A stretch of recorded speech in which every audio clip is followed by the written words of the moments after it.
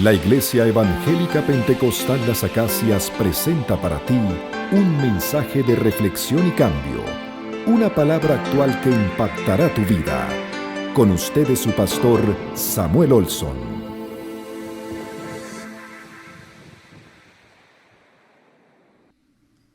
Bueno, aquí venimos a este lugar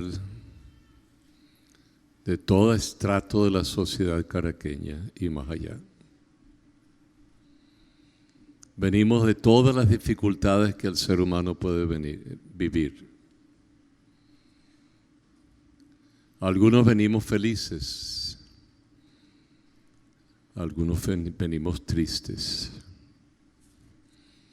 Para algunos esta semana ha sido determinante. Para otros han sufrido mucho en estos días. Para otros los días que vienen son días muy fuertes porque hay decisiones que tienen que tomar. Muchos venimos porque queríamos celebrar este día. Otros porque quisiéramos oír una palabra. Otros porque simplemente queremos estar en la presencia de Dios. Con otros hermanos. De la muy variada expresión humana, pero que tenemos algo en común. Amamos a Jesús. Y el que está a mi lado es mi hermano, mi hermana. Alabado sea el Señor. Quizás no la conozca,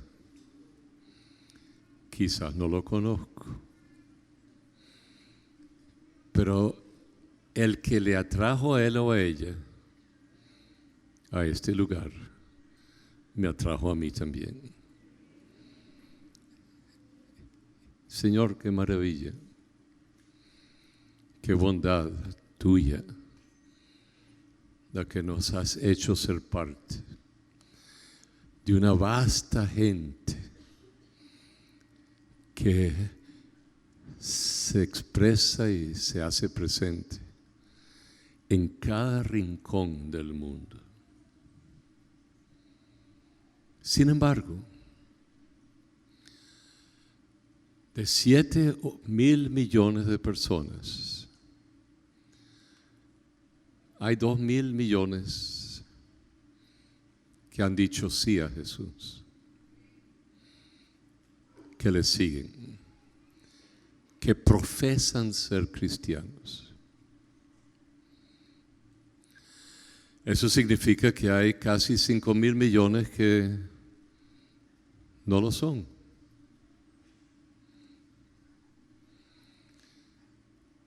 Y nuestro afán, nuestro deseo que otros conozcan a Jesús hace que todos de alguna forma nos convirtamos en personas con una misión de ir por todo el mundo llevando el mensaje de Jesús, que uno puede conocerle, ser salvo, ser hecho hijo de Dios, tener la vida que es eterna y la esperanza de gloria. Pero, ¿por qué es que los otros 5.000 millones no son? Bueno, muchos pertenecen a otras religiones.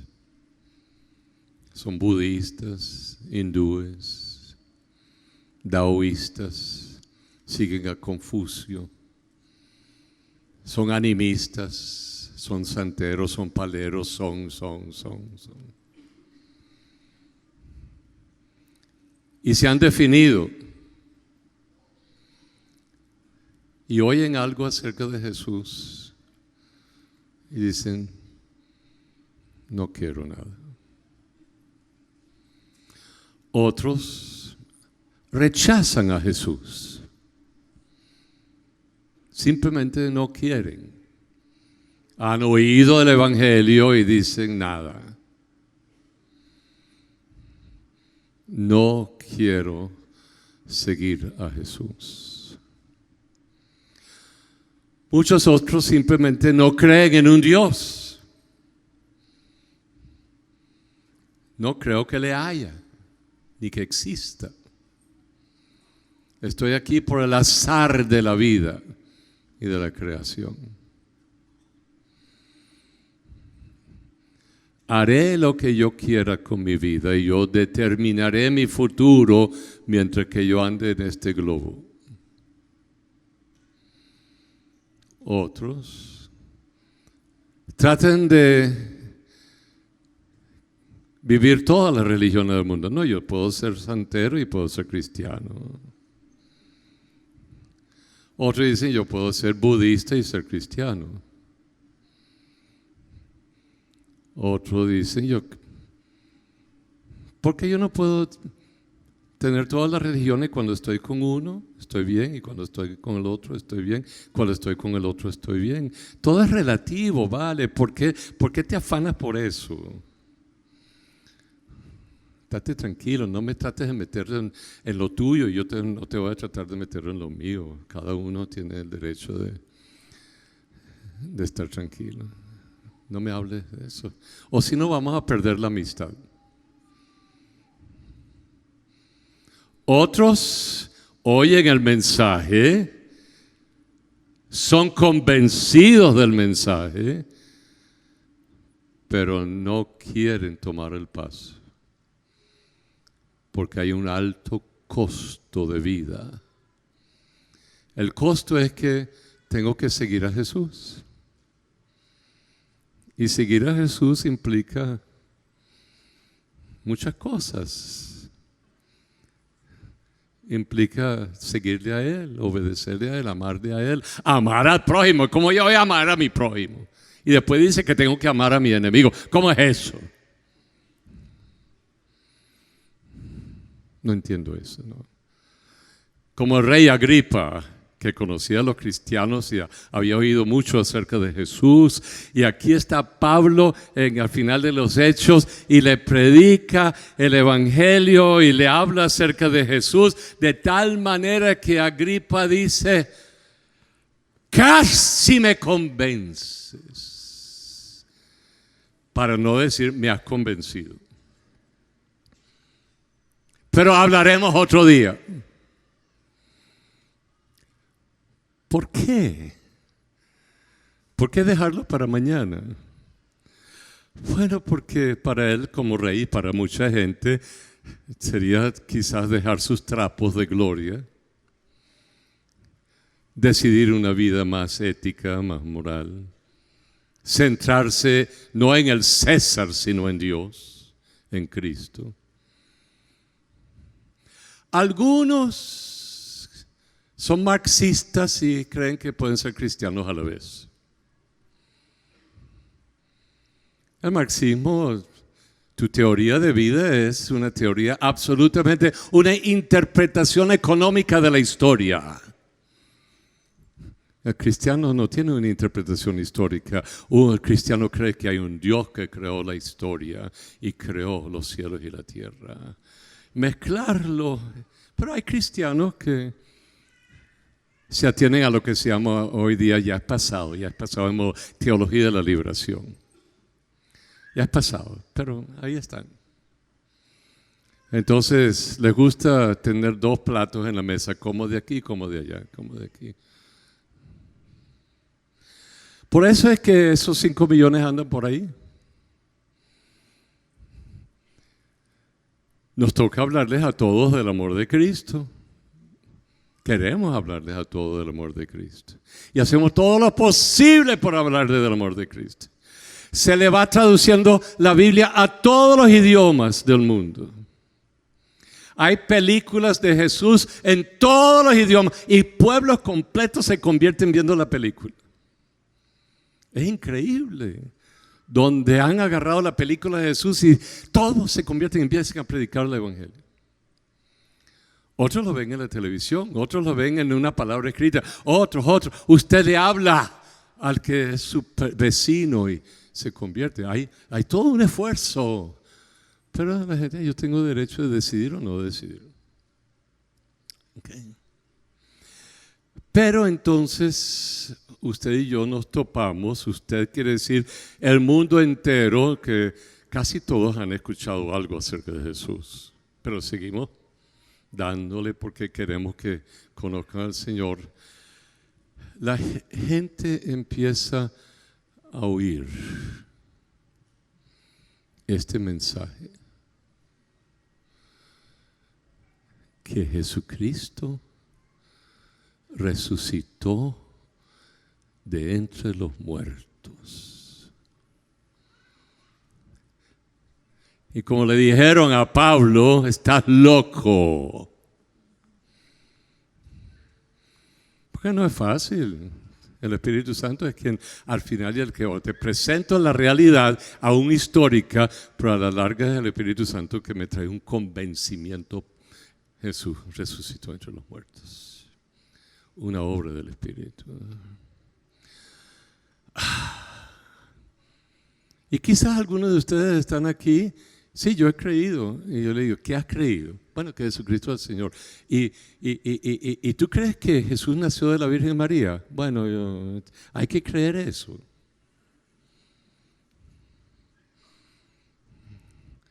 Dicen que hizo milagro. De verdad hizo milagro. Yo sé que fue un hombre muy bueno. Yo sé que la gente lo crucificó, pero pastor, ¿usted cree que de verdad resucitó entre los muertos? ¿Usted cree lo que dice la Biblia de eso? Eso es pura fantasía, pastor. ¿Por qué usted cree en eso? Mire, yo no estaría aquí si yo no creyera eso. Sería un loco estar aquí. Yo preferiría andar por ahí. Pero usted cree lo que dice la Biblia, que eso es verdad. Usted cree que la Biblia es auténtica, que es veraz. ¿Usted cree en eso, pastor? Pues sí. Yo no estaría aquí si yo no hubiera llegado al convencimiento de eso, de que en la palabra de Dios encontramos la revelación de Dios en Cristo. Aleluya. Pero si a usted simplemente no le importa creerlo, pero usted lo cree, bueno, está bien y usted lo lee. Pero hay algunos de ustedes que por lo menos deben de preguntarse, ¿será verdad? ¿Por qué? Porque Dios le dio a usted la capacidad de pensar, de escudriñar, de llegar al convencimiento para que uno se atreva a estar aquí. Ahora, yo puedo buscarme gente que no piensa y cree. Pero eso no es muy interesante. Yo prefiero una persona que le mete hasta que el Espíritu Santo le... wow, es verdad. ¿Están conmigo? ¿Los del balcón están conmigo? Levanten la mano. Ok, perfecto. No se me duerman. Si se me duerme, yo me retiro. Entonces, esto es serio, ¿no ve? Porque ustedes y yo venimos todos los años, en este tiempo del año, llegó la Semana Santa. ¿Y por qué es importante? Porque decimos algo, decimos que Cristo no solamente murió, y que eso tenía un significado, pero que también resucitó entre los muertos. ¿Y cómo creo yo eso? Ok, vamos a asumir una cosa, porque no podemos meternos en todo eso. Y no me van a tocar el teclado hoy, por ahí. Sí, porque yo quiero cerrar bien. Hay una cosa que tenemos que asumir, pero ustedes pueden, si lo quieren hacer, tomarse el tiempo para escudriñar, para leer todos los libros que hay sobre eso, para llegar al convencimiento que usted puede creer lo que dice la Biblia. Eso es, algunos de ustedes creen y está bien, no hay problema. Otros decimos, pero usted cree. Yo pasé por esa etapa y yo me di el tiempo para... es que yo fui al seminario. No, eso fue antes y después de ir al seminario. El seminario casi no tenía nada que ver con eso. Creo porque creo. Porque si creo en lo que dice la Biblia, entonces voy a creer muchas otras cosas. Así que venimos entonces a la tarea, una tarea de hoy es preguntarnos por qué es que Juan y Lucas escribieron lo que escribieron. Y ellos nos dicen por qué ellos escribieron lo que escribieron. Y eso es importantísimo porque eso quiere decir que ellos se dieron el tiempo de estudiar bien lo que había pasado y escribirnos lo que ellos habían vivenciado en su vida y lo que otros habían vivenciado en su vida. Que eran testigos de. Si yo soy testigo de esto, estoy diciendo, esto de verdad es que. Esto es la verdad. Uno no va a ser testigo de algo que no ocurrió, a menos que le paguen Y hay mucha gente que le pagan bastante para ser testigo de algo que no saben ni creían y simplemente para ser falsos. Pero vamos a ver lo que dice Lucas al comienzo del libro de los Hechos, el capítulo 1, versículo 3. Porque él escribe a Teófilo, un funcionario del gobierno, amigo de él, y le dijo, Teófilo, yo he hecho un estudio, una investigación a fondo de toda la cosa, y yo quiero que tú sepas la verdad de lo que ha ocurrido. Eso es muy importante. Vamos a ver, versículo 3, Wolfgang. A quienes también, después de haber padecido, se presentó vivo, con muchas pruebas indubitables. Ya va. Después de padecer, ¿se presentó qué? Vivo. Vivo. ¿Ok? Padeció quiere decir que fue crucificado, murió y lo sepultaron. Y con muchas pruebas indubitables. Se apareció con pruebas ¿qué? ¿Qué quiere decir indubitable? ¿Ah? Que no hay duda de ninguna clase.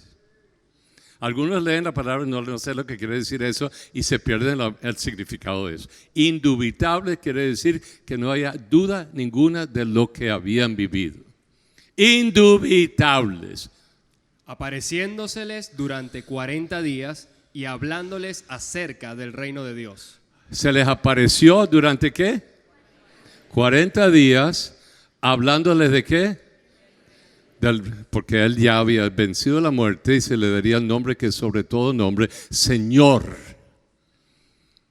Así que él lo que venía enseñando ahora se lo comparte porque dice la palabra que ahora que había resucitado y él les explicaba las escrituras desde el punto de vista de que el que tienen delante de ellos de verdad resucitó entre los muertos, ahora se les ¿qué? Abrió el entendimiento. Es verdad, se le abrió el entendimiento. Ese es Lucas, se dedicó a eso. Y a ver Juan, ¿qué dice Juan en el capítulo creo que es 21, al final del versículo 21? Juan capítulo 21, versículo 24 dice, este es el discípulo. Vamos, este es el discípulo, quiere decir Juan. Ok, es Juan. Este es el discípulo que da testimonio de estas cosas. Que es testigo, da testimonio de estas cosas, todo lo que venía diciendo. Y escribió estas cosas. Y escribió todo lo que escribió en Juan, más adelante primero, segundo y tercero de Juan, más adelante Apocalipsis y sabemos que su testimonio es verdadero. Y nosotros, los que estamos cerca de Juan, sabemos que su testimonio es que, o sea, habían testigos del testigo, ¿ok? Que estaban caminando. Así que usted se para y se detiene, o tiene este libro frente a usted, y usted dice, ¿será verdad? Estamos hablando, porque lo importante es que usted entienda que esto no es una fantasía ni algo inventado. Esto es algo que ocurrió y que hay testigos de lo que ocurrió y esos testigos escribieron de lo que son testigos en los evangelios. Ya hablamos de Lucas con el evangelio de Lucas, el libro de los Hechos, el evangelio de Juan y Marcos y Mateo son muy parecidos a Lucas, pero habían otros elementos que ellos añadieron. Así que primero primera cosa que entendemos es que ese librito que usted tiene en la mano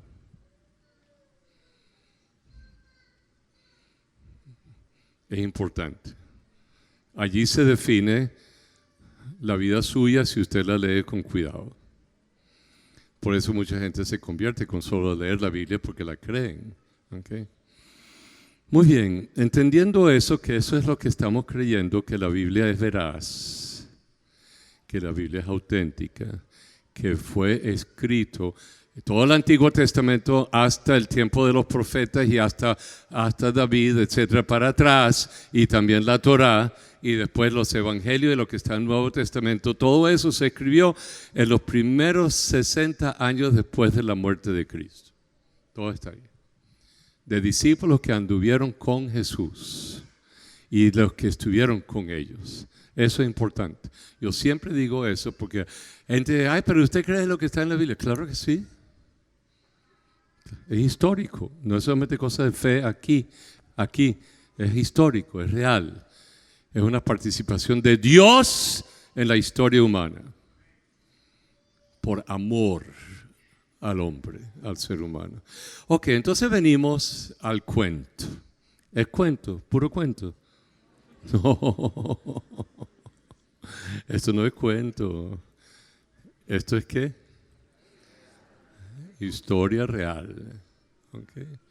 O si no, usted tendría que decir que todas las historias y las biografías que se hicieron de Simón Bolívar también son puro cuento. Napoleón Bonaparte, puro cuento. Los filósofos, puro cuento. Eso es grave.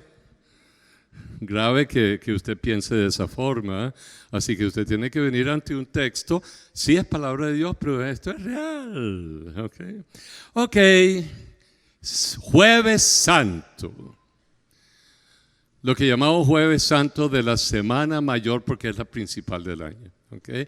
Y donde suceden o nos redirigimos al evento en la historia que cambió la historia. Muy bien. Jesús está en la cena con ellos. Les ha hablado tantas cosas que están ahí en Juan. Y después se encamina con ellos a Getsemaní. Y después de orar un tiempo, y les recrimina porque no habían podido orar ni una hora con ellos, y le había dicho al Padre, pase de mí esta copa si es tu voluntad. Pero no la mía, sino la tuya, hágase tu voluntad. Y cuando ya está para levantar, viene esta multitud de gente. Y entre ellos está Judas, quien lo había vendido por 30 piezas de plata.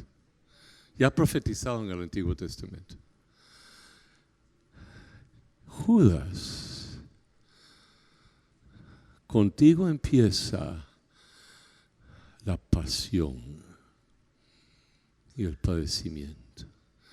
Señor, con tu ayuda pasaré de aquí. Con tu fuerza y tu presencia llegará al domingo. Y lo llevan delante de las autoridades. Y las autoridades le dicen al pueblo que le había victoriado. Hosana, el que viene en el nombre del Señor, y ahí lo tienen. Y le dicen, escoge entre él y Barrabás. Barrabás, y crucifíquenlo. Porque así es la gente. Emotivos, cambian de historia. A menos que tengan, Señor, dame fuerza. Me entregaron para ser crucificado. Pero creo, llegará el primer día de la semana. Y lo bajan y le clavan la corona de espinas en la frente, y lo visten con el manto de escarlata, y empiezan los latigazos con los pedazos de hierro al final, y le sacan la carne de la espalda y le escupen, y el vilipendio era horrible y la gente se burla de él. y va caminando con la cruz a cuestas. Casi no puede. Señor, tú me vas a ayudar. Por amor hago esto. Me ayudarás a llegar hasta el primer día de la semana. Porque así conocía la historia que tenía por delante. Pero ¿por qué repito todo esto? Porque ustedes también pueden estar llevando su cruz y no saben la historia como Él les sabía. No saben la historia que usted tiene por delante. Pero usted puede creer como Él creyó que Él estará con usted. Y le bendecirá y le dará fuerza para seguir un poco más hasta que usted pueda ver el final del túnel suyo.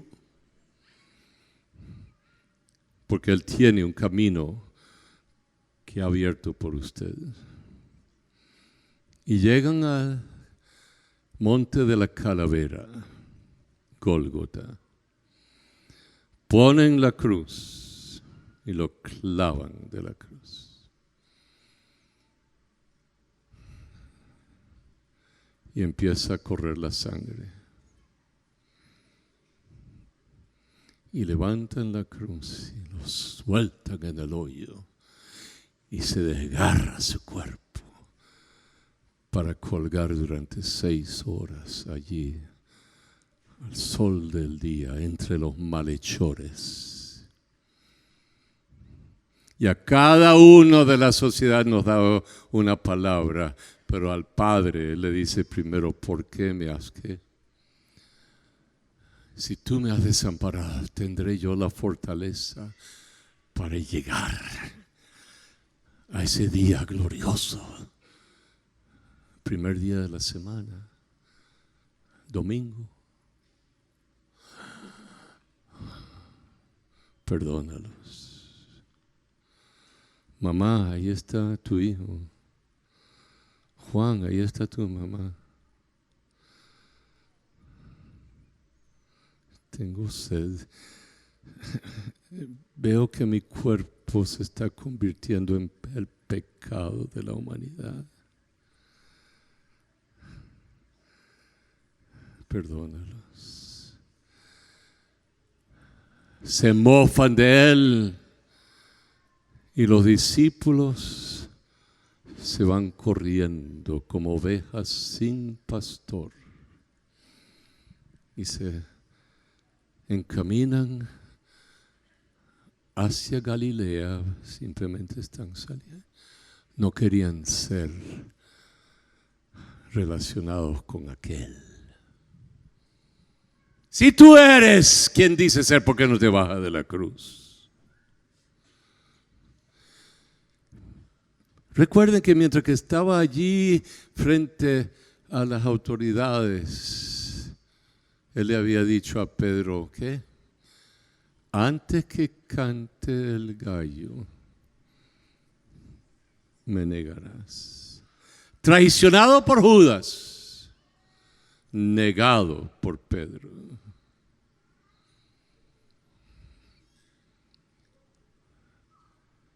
Muere y entrega su espíritu. La entrega creyéndole al Padre. Y su cuerpo es bajado. ¿Será que llegó al domingo? Y lo encierran dentro de la tumba. La sellan con una tremenda roca. Y le colocan los soldados frente a la roca. Dice la epístola a Judas que él entró en el Seol y le predicó a los muertos para que ninguno tuviese excusa. Y llegó a las 5:30 de la mañana, oscuro. Mientras tanto ha temblado, ha habido terremotos, se rasgó el velo del templo, los muertos habían salido de los justos toda una infinidad de cosas, y la creación se había conmovido ante la muerte de Cristo en la cruz. Y luego sucede algo. Cae la piedra. Y los incrédulos empiezan a llegar. Usted y yo, representados en las Marías, y luego en Pedro. Y los que caminaban con él en el camino. Eran todos incrédulos. Se habían muerto, desilusionados. Se sentían desamparados y solos. Llegan las Marías. Se asoman. ¿Dónde está? ¿Dónde lo han llevado ustedes? Y se van corriendo. Y la una se queda en el jardín. Y le dicen a los que están allá, a los discípulos, se han llevado al maestro. Porque se les olvidó todo lo que él les había dicho. Les había dicho todo lo que iba a ocurrir de su muerte y su resurrección. Nada que ver. Se lo han llevado. No podían creer. Y Pedro y Juan corren. Y llegan a la tumba. Y Juan llega de primerito. Ve y se retira. Pedro entra y ve el sudario, los lienzos, todo en su lugar, pero se lo llevaron. Entra Juan en la tumba y como era el que tenía más empatía con Jesús, el sudario en su lugar, los lienzos en su lugar. Pero cuando salió Lázaro no fue así. Le tuvimos que quitar el sudario y los lienzos. Pero aquí está todo tal cual hubiese un cuerpo por dentro y no hay cuerpo. ¿Qué pasó? ¿Qué pasó? ¿Y qué dice? Juan se asomó y lo vio y dice, y creyó. Ese creer allí en el griego es blepo, que quiere decir entendió. Entendió.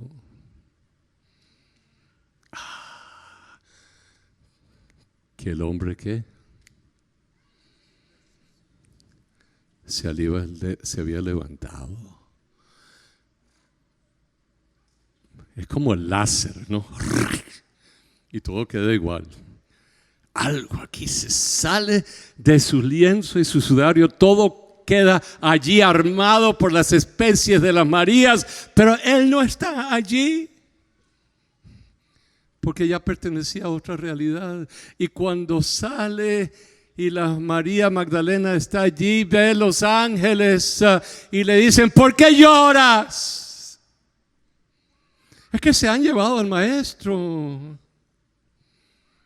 Y oye una voz por detrás, ¿por qué lloras? Es que se han llevado al maestro. Y después le dice, Miriam.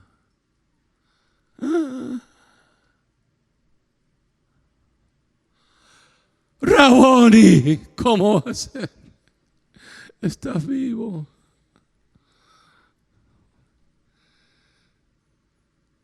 Lo ve y quería abrazarle las piernas y agarrarse al día. Pero no, Miriam, ya pertenezco a otra realidad. Antes teníamos una relación de amigos normales, pero ya pertenezco a la nueva realidad, nuevo cuerpo. Y yo voy al Padre, así como ustedes irán al Padre. Pero vivimos en un cuerpo glorioso. Aleluya. Aleluya.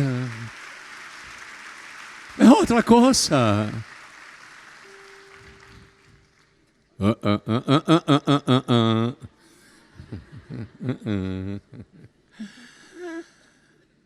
Y se va corriendo y llega donde los discípulos en el aposento y dice, así como ustedes lo cantan, he visto al Señor. Lo he visto.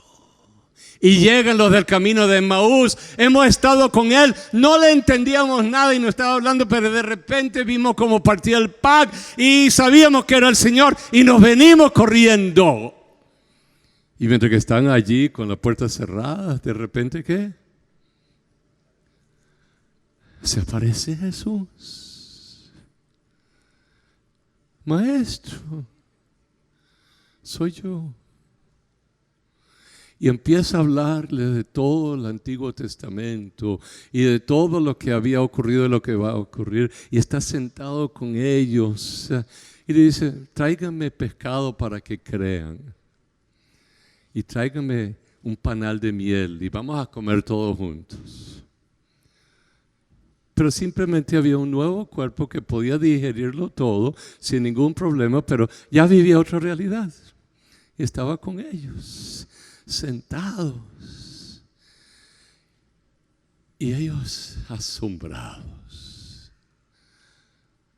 habían visto a Jesús. Pero Jesús le dice, ¿y Tomás?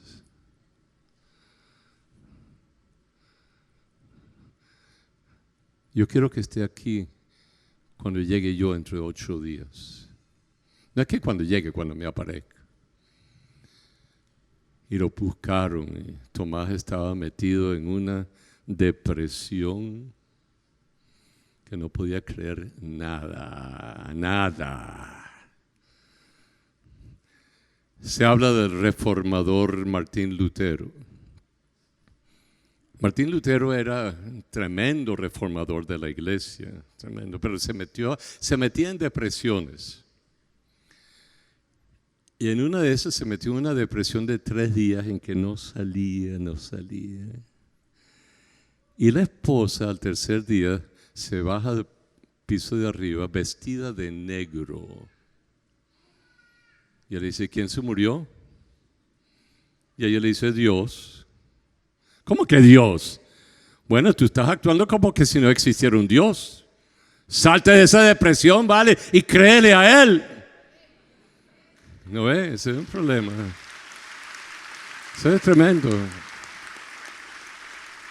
Y ahí están los discípulos, empiezan a salir, pero el pobre Tomás andaba por la calle como algunos que han perdido toda capacidad de dirección de su vida y necesitan a alguien que los agarre y los siente de nuevo. Y le dicen, Tomás, vente. Y va a estar el próximo domingo, primer día de la semana. Y ahí estaba. No creó nada. Él fue el único sincero del grupo. Porque usted y yo todos dudamos y todos vivimos la realidad de que queremos que se lo compruebe la cosa. Porque la gente dice muchas tonterías y uno que tiene los cabos bien puestos dice, yo no creo en nada si no me lo... Por eso ustedes oyen rumores y cosas, etcétera, etcétera. Y andan por ahí desperolados y deprimidos porque se creen los rumores. En vez de decir, venga acá, ¿de dónde salió ese rumor? ¿De qué boca salió eso? No, hombre, chico, ¿tú estás creyendo eso? Bueno, así era Tomás y así es usted. Y queremos las evidencias. Y por eso Jesús, conociendo que usted y yo somos así y que sus discípulos eran así, no le dejó todo esto a la imaginación de los discípulos. Porque él necesitaba que los discípulos inmediatos de él creyeran a ciencia cierta que Jesús había resucitado entre los muertos y que Jesús era el Salvador. No ve, una cosa es creer con el corazón. Otra cosa es confesarle. Porque cuando está en el corazón uno dice, bueno, yo no estaba muy seguro, yo pensé esto y esto y esto y esto. Pero cuando usted lo dice con su boca, usted tiene que estar bien seguro de lo que está diciendo.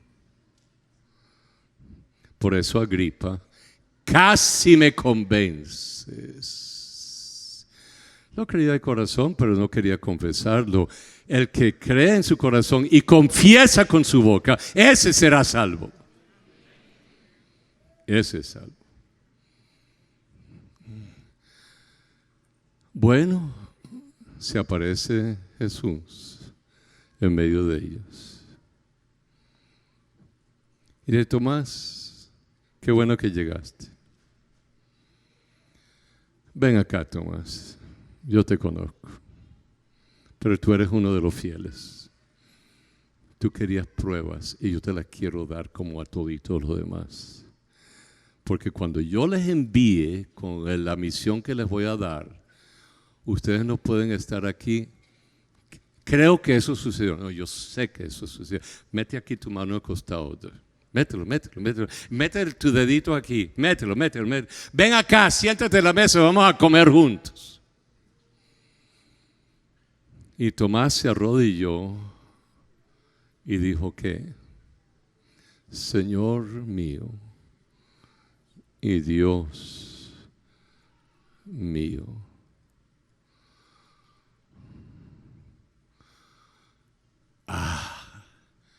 Entonces fue que Jesús les dio la siguiente palabra. Lucas, el que te di de último. Lucas, ¿qué? 20 y tanto. Fíjense lo que Jesús les dijo. Y lo que les dice a ustedes, si es que creen. Es que no veo, yo les hice decirme si creían al comienzo. Esto es lo que Dios le dice a ustedes. ¿Qué ven? Entonces les abrió el entendimiento para que comprendiesen las Escrituras. Y les dijo, así está escrito, y así fue necesario que el Cristo padeciese y resucitase de los muertos al tercer día, y que se predicase en su nombre el arrepentimiento y el perdón de pecados en todas las naciones, comenzando desde Jerusalén. Y vosotros sois testigos de estas cosas. He aquí, yo enviaré la promesa de mi Padre sobre vosotros, pero quedaos vosotros en la ciudad de Jerusalén hasta que seáis investidos de poder desde lo alto. Ahí está todo. ¿Por qué el Espíritu Santo? Es la persona de Jesús que vive en usted y les da ¿qué? Poder, capacidad de lo alto para hacer la obra de Dios. Salió de allí y se apareció a los discípulos durante ¿cuántos días? O sea, ahora todos estos son testigos. Luego le hizo un desayuno y salieron 153 peces del mar. Y luego cuando llegó al día de la ascensión habían 500 allí que le vieron ¿qué? Ascender. 500 testigos. Y luego Esteban lo vio. Y luego Pablo le vio. Yo soy Jesús a quien tú persigues. Y le cambió la vida. Y luego Pablo está en Atenas, una ciudad llena de todas las filosofías del mundo de su tiempo. Todo. Y él se encarama en lo que se llama la colina de Mars y predica. Eso es debajo de la Acrópolis. Y está ahí parado. Y claro, Atenas era una ciudad más o menos como Caracas o como París. Así. En París todos los pintores, todos los filósofos, todo lo de la Sorbonne, todo lo de, o si no Roma, o si no, todos vienen a hablar. Y hablan, el pintor y su estilo, el otro pintor y su estilo, el científico y esto, y la filosofía esta y la filosofía aquella, y todo eso. Y todo el mundo es un bonche. Todo el mundo hablando su cosa. Y cosas bien interesantes. Porque en la cabeza de uno le gusta hablar y le gusta crecer y le gusta aprender y darse cuenta de todo lo que la gente piensa. Sin embargo, aquí estaba él en la colina de Mars y todos los que tenían todos los dioses del mundo, todas las filosofías del mundo, allí todo el pensamiento dramático, los dramaturgos, los filósofos, los de Roma, los de esto, todos estaban allí. Y aquí llegó otro con otra filosofía más. Y les habla. Y están allí, fascinados con todo lo que dice Pablo. Sin embargo, llega a algo que les... Vamos a ver lo que dice en el libro de los Hechos, capítulo 17. No me recuerdo el versículo, pero dilo así, bien clarito. Pero Dios, habiendo pasado por alto los tiempos de esta... Todos los dioses también, todo el mundo tenía todos los dioses, así que pero Dios, dale. Pero Dios, habiendo pasado por alto los tiempos de esta ignorancia, ahora manda a todos los hombres en todo lugar que se arrepientan. Demanda que todas las naciones, todos los pueblos, ¿se qué? ¿Qué? ¿Arrepentirnos de qué? Si tú puedes pensar como tú quieres, yo pienso como yo quiero, y es fascinante que nos tomamos un café, o un café turco, o un vinito, o lo que sea, en una mesa por allí, en el trasnocho, o en la entrada de las Bellas Artes, y nos metemos ahí, hablamos. Uy, esa presentación teatral, tú lo viste, ese soliloquio, esa presentación. ¿Oíste la última teoría? El gurú que vino, ¿lo oíste? Y este viene y nos llama ¿a qué? Al arrepentimiento. ¿Qué es esto? ¿Ah? ¿Y qué más dijo? Por cuanto ha establecido un día en el cual juzgará al mundo con justicia. ¿Qué? Que viene un día en que ¿qué? Va a juzgar a toda la humanidad ¿con qué? Con justicia. Justicia, ¿qué es eso? Yo vivo en un mundo corrupto donde la verdad es la mentira y la mentira es la verdad y la gente aquí lo soborna al otro para que diga una mentira. Es justicia.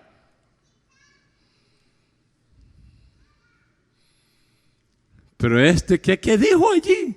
¿Que lo qué?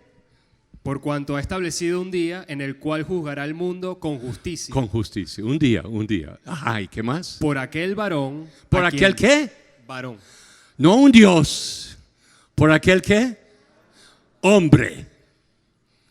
¿Qué? A quien designó. ¿A quién qué? A quien designó. A quien designó. Dando fe a todos con haberle levantado de los muertos. Haciendo que todo el mundo entendiera que este varón podía juzgar con justicia porque habiendo sido perfecto sin pecado, no había incumplido la ley de ninguna manera, se había designado ¿qué?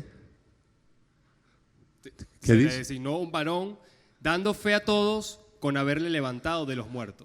¿Qué? La medida es que ¿qué? Que venció ¿qué? La muerte.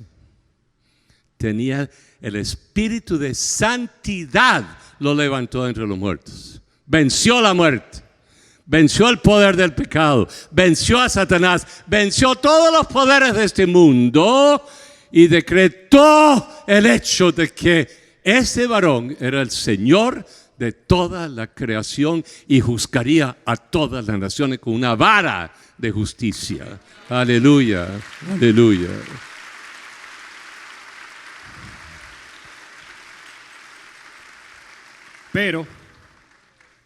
Pero, cuando oyeron lo de la resurrección de los muertos. ¿Cuando oyeron qué? ¿Tú crees en la resurrección de los muertos? Estaban en la mesa tomando, no sé lo que tomaban en ese tiempo, pero no era vodka, no era una Cuba libre, eso no existía, tampoco. ¿Qué habrá sido? Un vinito, un vino. Estaban ahí tomando. Estaban todos ahí. La resurrección de los muertos. ¿Quién se va a creer eso? Uno muere, por eso es mejor vivir la vida ahorita, porque uno se va a morir y se acabó todo. Resucitó. Si vamos a resucitar entre los muertos y Él va a ser el juez, entonces ahí sí estoy fregado. Esto va a ser cruel, esto va a ser fuerte. Que va a haber alguien que me va a juzgar en ese día del último juicio. Es que no, usted y yo en este tiempo no hablamos mucho de eso. ¿Por qué hablar de eso si no sabemos? Pero el problema es que sabemos que hay un juicio final. Y usted y yo tenemos que rendir cuentas si es que ya no hemos rendido cuenta al Señor para decir, soy pecador.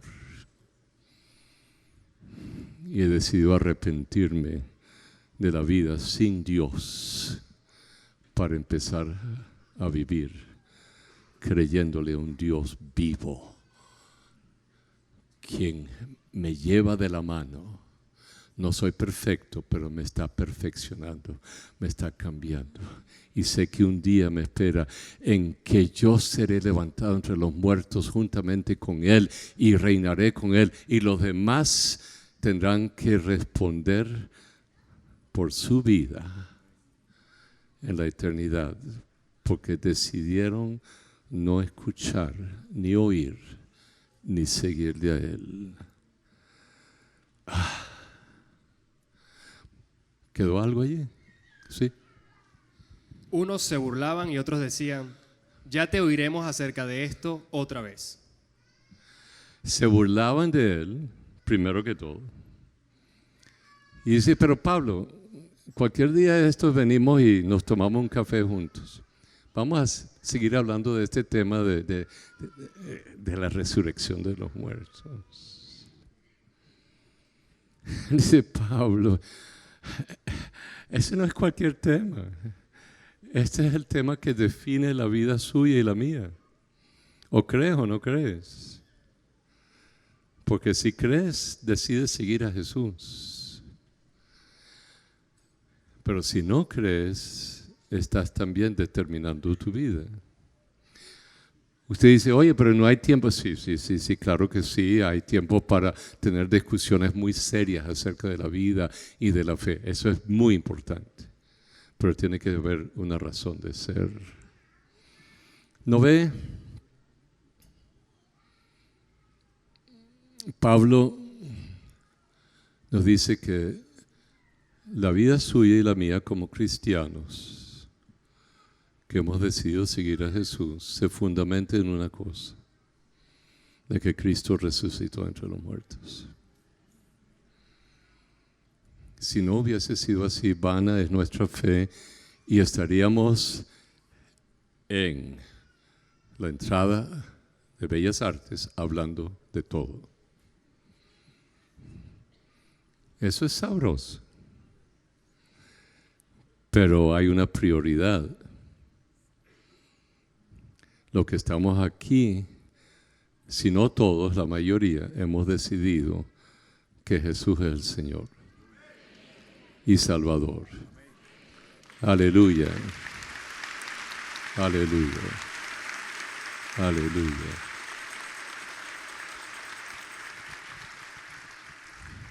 Es importantísimo. Juan vio el sudario y los lienzos y entendió. Los demás vieron y creyeron. Sí, tiene usted toda la libertad y el derecho, porque Dios le creó la capacidad de hacer preguntas, investigar y llegar a su decisión de vida. Pero Jesús dijo, yo soy la resurrección y la vida. El que cree en mí, aunque esté muerto, vivirá. Y el que cree en mí, no morirá eternamente. Tiene vida eterna. Aleluya. Aleluya. fue el mensaje de la palabra de Dios expuesto por el pastor Samuel Olson de la Iglesia Evangélica Pentecostal Las Acacias. Si deseas adquirir este material, puedes llamar al teléfono 213-7031.